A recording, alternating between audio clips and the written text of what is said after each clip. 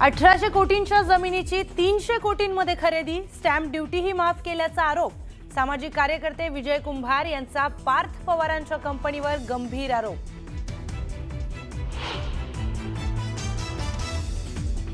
धाराशिव, बीड आणि लातूर मधील पदाधिकाऱ्यांसोबत उद्धव ठाकरेंची बैठक। जिथे शक्य असेल तिथे मवियामध्ये लढा, तर आघाडी आणि स्वबळाचा निर्णय लवकरात लवकर घ्या, उद्धव ठाकरेंच्या सूचना।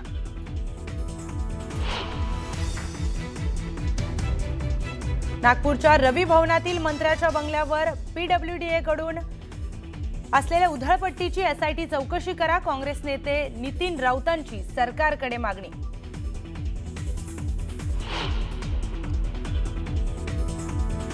एकनाथ शिंदे हे जनतेच्या मनातील खरे मुख्यमंत्री, शिवसेना आमदार अर्जुन खोतकरांचं विधान। तर मुख्यमंत्रीपदाच्या 2.5 वर्षाच्या कारकिर्दीत शिंदेंनी घेतलेल्या भूमिकांचंही केलं कौतुक।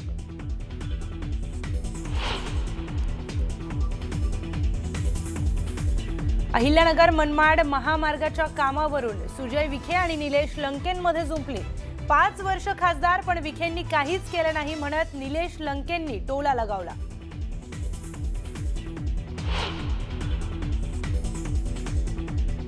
उद्धव ठाकरेंच्या मराठवाडा दौऱ्याचा आज दुसरा दिवस। नुकसानग्रस्त भागातील शेतकऱ्यांच्या बांधावर जात साधणार शेतकऱ्यांसोबत संवाद।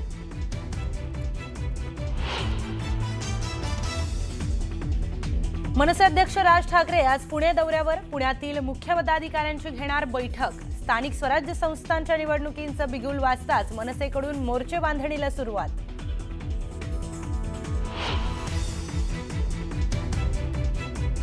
भारत आणि ऑस्ट्रेलिया दरम्यान हा चौथा T20 सामना। मालिकेमध्ये आघाडीवर जाण्याचा भारतीय संघाचा असणार प्रयत्न।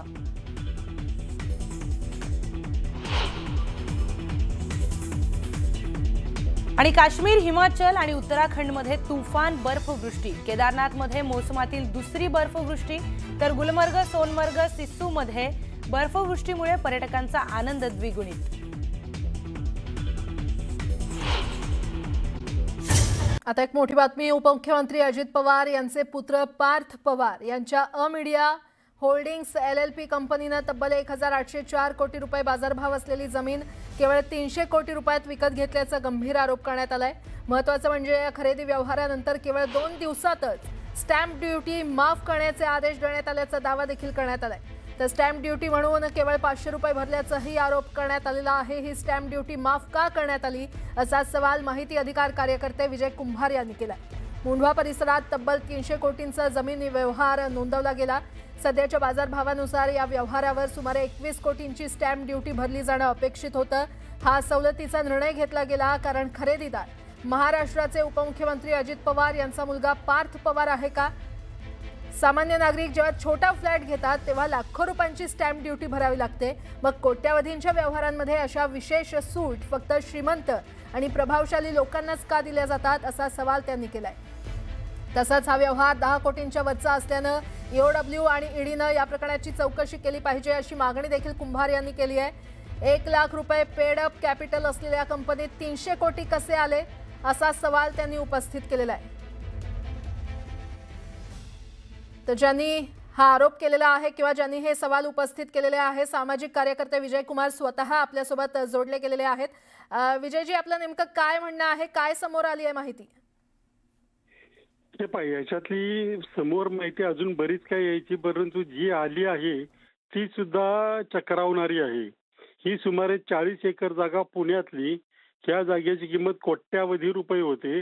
त्याची रेडी रेकनरनुसारच प्राइस 294 कोटी रुपये दाखवले आहे आणि प्रत्यक्ष मात्र त्याची स्टॅम्प ड्युटी आहे ती 500 रुपयेच भरलेली आहे।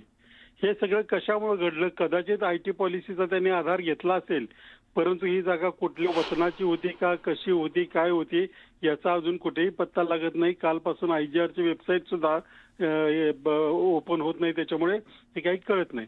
परंतु अशा पद्धतीने एवढ्या मोठ्या जागेची अगदी अल्प दरामध्ये अल्प स्टॅम्प ड्युटीमध्ये सुटका करणं हे सगळं चक्रावणार आहे। आणि याच्यातले जे संबंधित लोक आहेत ज्यांनी विकली वगैरे, त्यांच्या बाबतीत पूर्वीचेही अनेक आक्षेप असतानाही पार्थ पवारांनी याच्यामध्ये पार्थ पवार याच्यामध्ये का पडले याच्या बाबतीत शंका उपस्थित होऊ शकतात। परंतु याच्यात अनेक गोष्टी पुढे येत आहेत। ते म्हणजे ज्या पद्धतीने घाई गडबडीत उरकलंय त्याच्यामुळे आता मुंढवा जो परिसर आहे तो पुणे शहरामध्ये येतो, परंतु त्या डॉक्युमेंटमध्ये तो मुळशी तालुक्यात दाखवलेला आहे. तर दुसरे एक त्यांचे भागीदार आहेत, त्यांच्या पुरुष आहेत ते, पण त्यांच्या नावापुढे स्त्री लिहिलेलं आहे.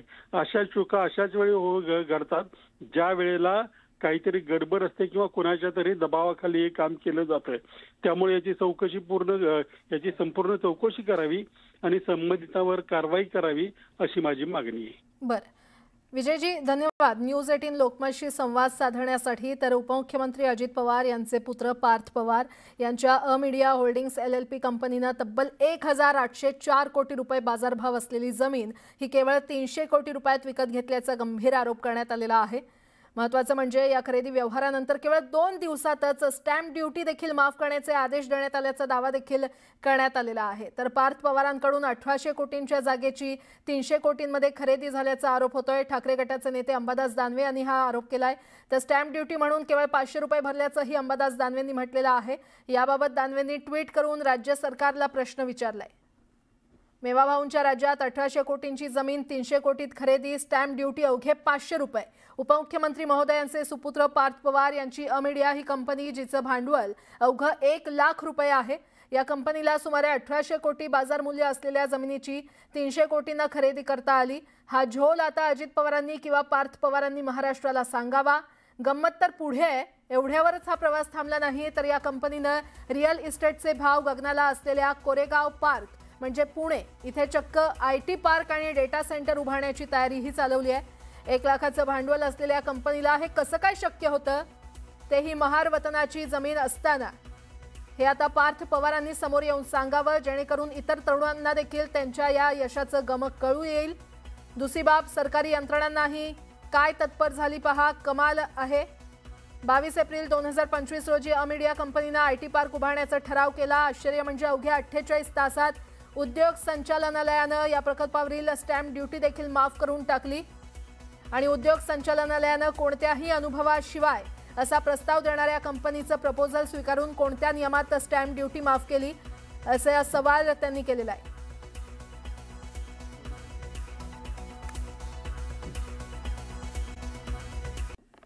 एक मोठी बातमी, उद्धव ठाकरेंनी काल पदाधिकाऱ्यांसोबत बैठक घेतली. धाराशिव, बीड आणि लातूरमधील पदाधिकाऱ्यांची ही बैठक होती.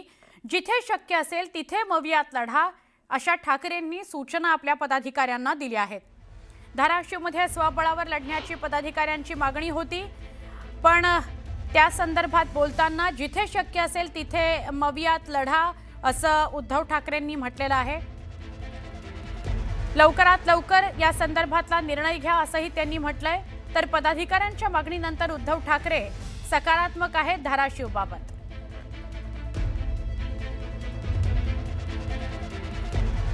आपण थेट जाऊया आमचे प्रतिनिधी सुमित यांच्याकडे. ते आपल्यासोबत थेट आहेत आणि मराठवाडा दौरा जो उद्धव ठाकरेंचा सुरू आहे त्यासोबत ते असणार आहेत. सुमित, काय सांगाल? उद्धव ठाकरे कालपासून मराठवाडा दौऱ्यावर निघालेले आहेत. आज त्यांचा दौरा कसा असेल आणि कालच्या बैठकी संदर्भात सुद्धा काय अपडेट? सगळ्यात आधी दगाबाज रे असं म्हणत उद्धव ठाकरेंचा हा मोर्चा किंवा हा सगळा आता 4 दिवसांचा दौरा निघालेला आहे. आणि या दौऱ्यामध्ये उद्धव ठाकरे स्वतः 4 दिवस वेगवेगळ्या गावांमध्ये म्हणजे सगळ्या पूर्ण 8 जिल्ह्यातल्या 20 तालुक्यामधल्या कित्येक शेतकऱ्यांना भेटतात, त्यांच्याकडून सगळी मतं त्यांची जाणून घेतात, नेमक्या काय अडचणी येतात, त्यांच्यापर्यंत मदत पोहोचली आहे का, या सगळ्या संदर्भात माहिती घेतात. आणि त्यासाठीच त्यांचा हा दौरा आहे. कारण याआधी ते जेव्हा संभाजीनगरमध्ये आलेले, संभाजीनगरमध्ये त्यांनी एक मोर्चा काढला, हंबरडा मोर्चा. आणि त्या हंबरडा मोर्चामध्ये ते म्हणाले होते की मी पुन्हा दिवाळीनंतर येईन आणि तुमच्या खात्यात खरंच पैसे आलेत का हे पाहीन, तुमच्याशी चर्चा करेन. आणि त्यानुसार ते आलेले आहेत. 4 दिवसांचा त्यांचा दौरा आहे. काल पहिला दिवस होता आणि काल पहिल्या दिवसानंतर संध्याकाळी एक बैठक पार पडली, ज्याच्यामध्ये बीड, धाराशिव आणि आजूबाजूच्या परिसरातल्या सगळ्या पदाधिकाऱ्यांना उद्धव ठाकरेंनी संध्याकाळी बोलावलेलं होतं. पदाधिकाऱ्यांशी त्यांनी चर्चा केली स्थानिक स्वराज्य संस्थांच्या निवडणुकांसंदर्भात. आणि यावेळेला काही लोकांनी मत असं व्यक्त केलं की धाराशिवमध्ये आपलं जास्त प्रस्थ तयार झालेलं आहे, त्यामुळे इथं स्वबळाचाच नारा आपण दिला पाहिजे असं पदाधिकाऱ्यांचं म्हणणं होतं. आणि त्यावेळेला उद्धव ठाकरे यांनी देखील त्याला सकारात्मक प्रतिसाद दिला आहे. आजूबाजूच्या परिसरामध्ये काही ठिकाणी जरी आपलं प्रस्थ नसेल किंवा तिथे जरी असेल तरी आपण महाविकास आघाडी म्हणून एकसंध राहणं गरजेचं आहे असं उद्धव ठाकरेंनी सगळ्या पदाधिकाऱ्यांना सांगितल्याचं सध्या कळत आहे. हा भाग झाला. तर धाराशिव किंवा इकडच्या सगळ्या परिसरातला।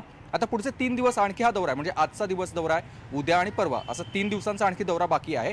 आज ते पुढच्या दौऱ्याला म्हणजे लातूरमध्ये आणि नांदेडमध्ये असणार आहेत। सुरुवातीला सकाळी 10 वाजता धाराशिवमधलं एक गाव आहे आणि त्यानंतर लातूरमधले 2 ठिकाण आहेत आणि नांदेडमध्ये एका ठिकाणी ते भोकरमध्ये जातील, तिथल्या शेतकऱ्यांशी संवाद साधतील आणि त्यानंतर पुन्हा एकदा लातूरच्या, नांदेडच्या आणि काही पदाधिकाऱ्यांच्या पुन्हा बैठका होतील, तिथल्या सगळ्या लोकांची मतं ते जाणून घेणार आहेत। केवळ शेतकऱ्यांना मदत करा हा उद्देश आहेच, शेतकऱ्यांसाठी आपल्याला लढा द्यायचा आहे, तो कसा द्यायचा हे सगळं उद्धव ठाकरे मार्गदर्शन करणार आहेतच। त्या व्यतिरिक्त स्थानिक स्वराज्य संस्थांच्या निवडणुका आहेत आणि या निवडणुकांमध्ये आपल्याला कशी रणनीती आखायची आहे, कोणासोबत युती करायची आहे, नाही करायची आहे, तिथल्या स्थानिक पदाधिकाऱ्यांचं म्हणणं काय आहे हे सगळं उद्धव ठाकरे ऐकून घेणार आहेत, त्यांना देखील मार्गदर्शन करणार आहेत। पण सरकारचं धोरण शेतकऱ्यांच्या बाबतीमध्ये योग्य नाही आहे, सरकारनं शेतकऱ्यांना तात्काळ मदत करायला हवी ही मागणी घेऊनच उद्धव ठाकरेंचा हा सध्या दगाबाजारे म्हणत दौरा मराठवाड्याचा आयोजित करण्यात आलेला आहे।